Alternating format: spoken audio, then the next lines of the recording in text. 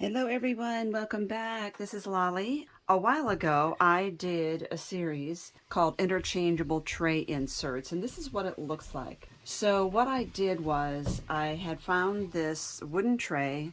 It was actually for like $1 at a thrift store. And I decided to use it as like a wall hanging and to make interchangeable inserts in there. So what I did was I had my husband drill holes in here so I could poke out the inserts. I found the center and I glued one of those strong thin magnets on there. And now my particular tray is, the inserts need to be 5 1/8 by 5. So I drew arrows so I knew the long way was this way. Then I drew a line from corner to corner and corner to corner to see where the center was, and I used power tack to glue a washer here. That saves me from using so many magnets. So now it is magnetized, and you see it doesn't come out of there. But to get it out, I just need to push it back from the back. This one I painted white, and you can see this one is Home for the Holidays. It's a Christmas theme and has a llama. This one, these are the treated wood ones. So I had bought 3 of these. I have 2 of these that are not painted, as you can see. And so this one is Doodlebug, and it's Halloween. And this one is a fall theme, just miscellaneous paper scraps that I had. So what I want to do is to make another insert, and I'm going to do it for this one, for the white one. So let's poke that out. And I just store all of these in a basket at home. So I've already prepped this. So it is 5 1/8 by 5. I will see if I can still find these online because I did see them at Oriental Trading Company. I don't know if they still have them. But I've noticed that they sell different sizes of these, like unfinished, at the craft store. So you might be able to find some. So now that this is glued on and I see my arrows this way, I'm going to turn this around. And I'm going to use this paper collection by Dress My Craft called Chickoo Friends. I just think this is so cute. But since it's only 5 inches tall, I'm going to lose the rainbow because I want all this grass here. And 5 1/8. So that will be my base. Now I'm going to go ahead and glue that down instead of decorating it and then gluing it down. I'm going to use the Lawn Fawn glue tube.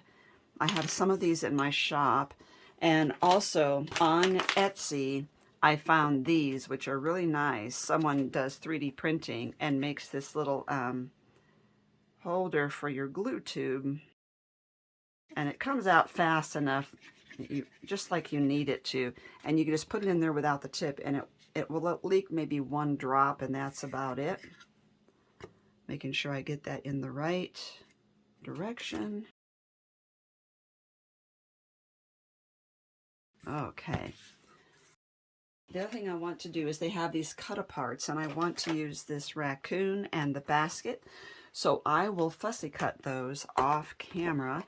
I'm using the Cutter Bee detail scissors, and I really enjoy them. So there's the basket, and I could use a razor blade to cut out the handles, or I could color those the color of the background. And now I want to see, I think this guy will fit in here. He should. Okay. Now he is straight across and the basket is a little sloped. So I could trim him to match, or I could cut the basket and drop him in there. Okay, so let's do that.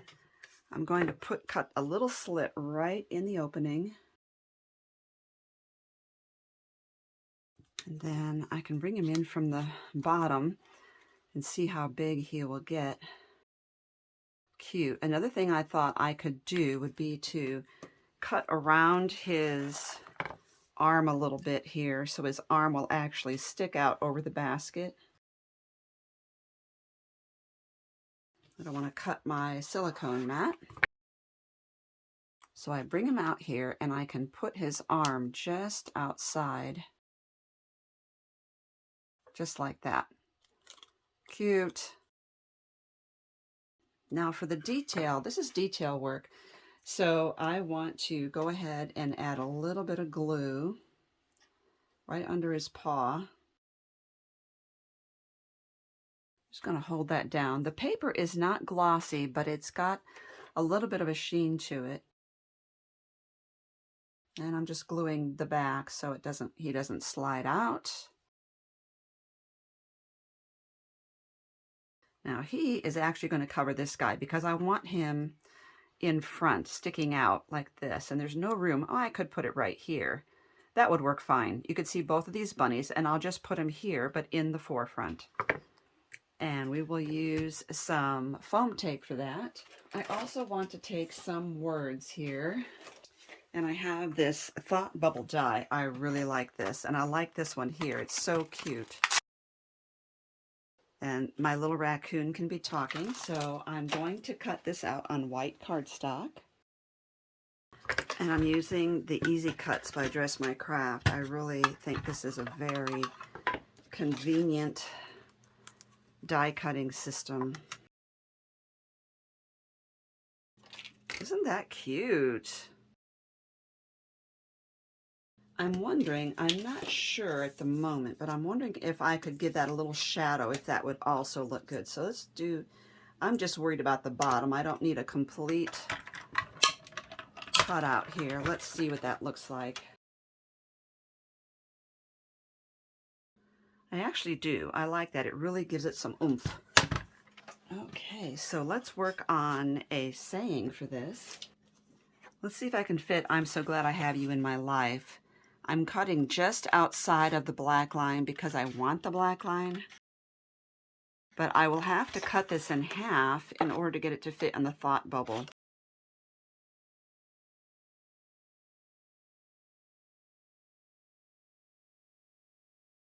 Now I don't have the black line here, so that's what I'm doing. I'm just adding a black line right here.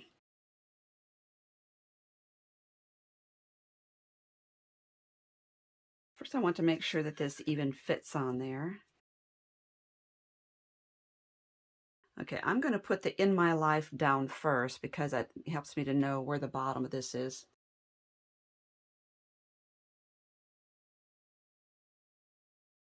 That is really cute. And I'm just giving it the lightest of shadows there. It's not going to be a really big one. That is adorable.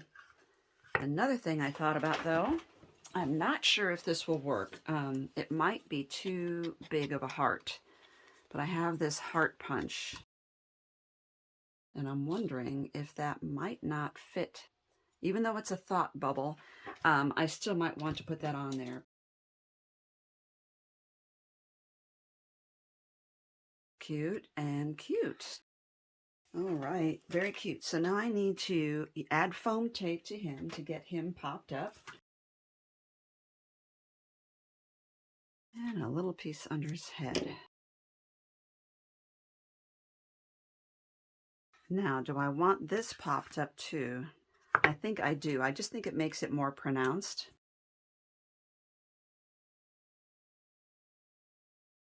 I want something across the sky, and I'm actually thinking I have this jumbo rickrack, and it is vintage, so it's not 100% pure white all the way through. So what I will need to do, though, is use my Fabri-Tac because this is fabric trim. And because this is so big, usually I just put a strip of Fabri-Tac across here. But because this rickrack is so big, I'm going to put it right on the trim so I can get all my peaks down.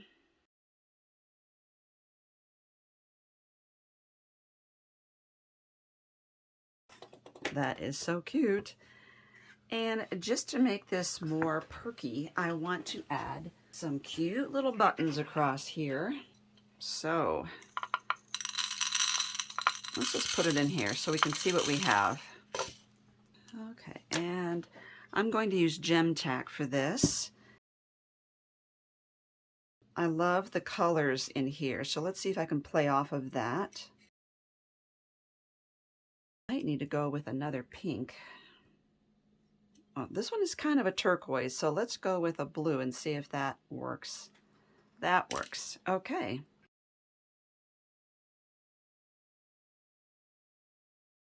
Now I use this jewel picker, and you could see that it's strong enough to pick up even a button. I'm wiping it off between each because the gem tack kind of squishes through between the buttonholes.